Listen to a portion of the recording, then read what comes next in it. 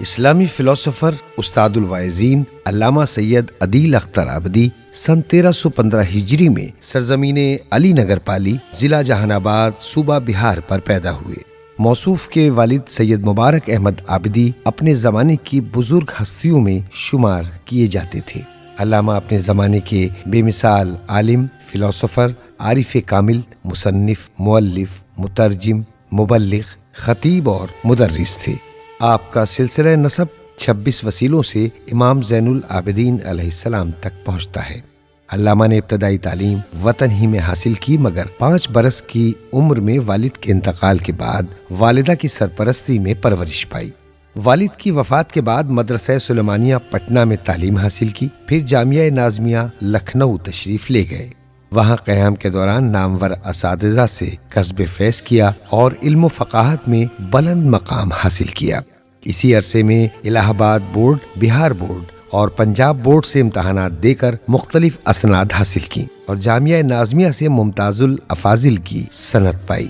نجم الملت علامہ نجم الحسن نے آپ کو لباس روحانی یعنی ابا اور امامہ عطا فرمایا۔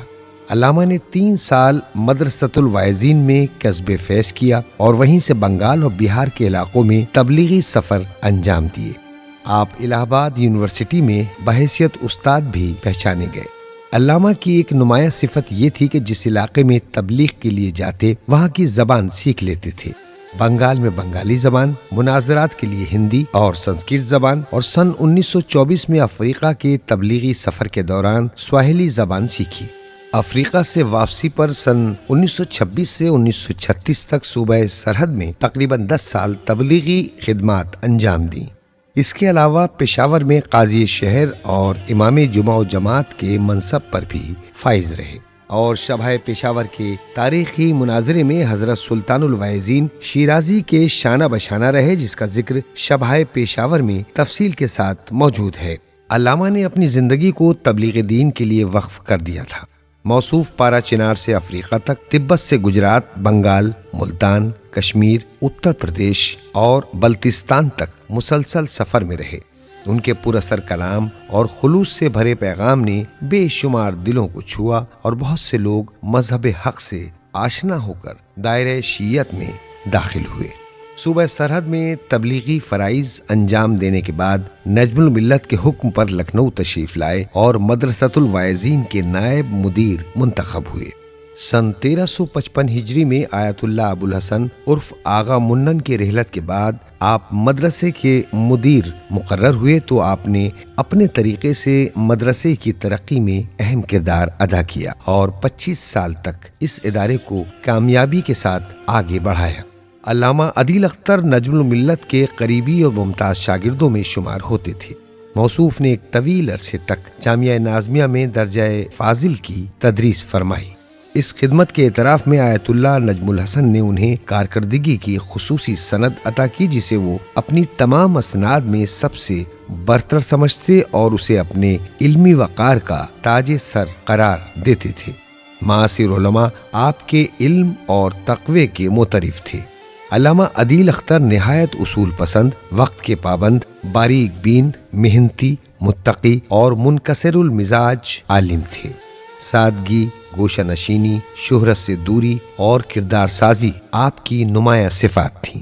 موصوف کی شخصیت میں ایسی کشش تھی کہ جو ایک بار آپ سے ملتا وہ آپ کا گرویدہ ہو جاتا اور آپ کی یاد اس کے دل میں ہمیشہ کے لیے بس جاتی۔ حسن اخلاق میں وہ ہمارے لیے نمونۂ عمل تھے۔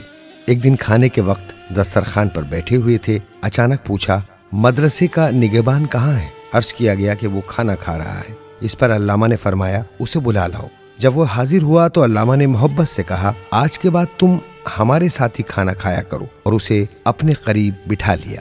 آپ نے دین اسلام کی بے شمار خدمات انجام دیں، جن میں مساجد کی تعمیر، تبلیغ اسلام اور انسانوں کو راہ حق سے روشناس کرانا نمایاں طور پر شامل ہے۔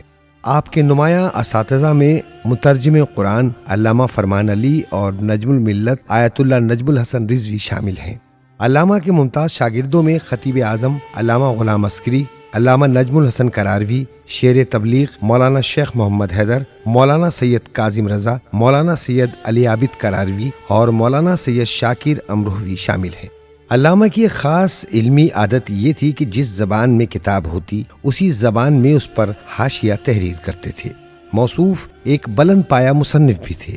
آپ کی اہم تصانیف میں تسکین الفتن فی صلح حسن، تاریخ احمدی، تدلیس شبلی، مسئلہ تقیہ، دعوت النظر الی خلافت خیر البشر، رجال فکر و نظر، علمی خیانتیں اور فلسفہ اسلام شامل ہیں، جبکہ سینکڑوں علمی و ادبی مضامین مختلف مجلات میں شائع ہوئے۔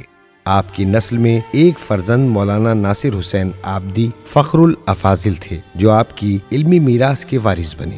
علامہ عدیل اختر بلڈ پریشر کے مرض میں مبتلا تھے۔ ماہ رمضان المبارک میں ان کی طبیعت بگڑنے لگی اور بلڈ پریشر حد سے بڑھ گیا۔ مسلسل علاج کے باوجود حالت سنبھل نہ سکی۔ آخر کار یہ علم و عمل کا مہتاب 8 شوال 1370 ہجری میں غروب ہو گیا۔